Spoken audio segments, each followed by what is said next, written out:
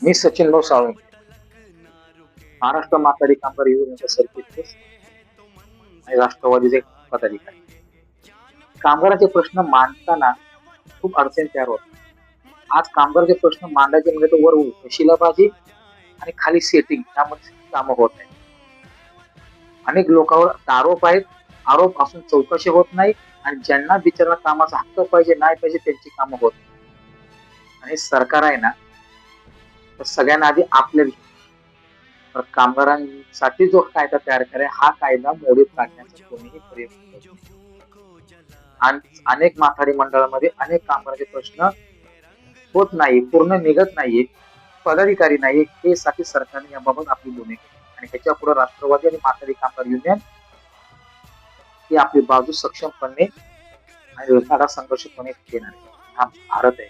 भारत हा लोकशाही देश. त्यामुळे इथे कामगार संघर्षासाठी जेवढा संघर्ष करावा लागेल तेवढा संघर्ष कोणी असो आणि कोणाच्या विरोधात असू द्या. कितीही ताकद लावा तुम्ही, कितीही लोकांना मॅनेज करा, पण त्याचा काही उपयोग होत नाही. या गोष्टी फक्त वेळेत होतच असतात.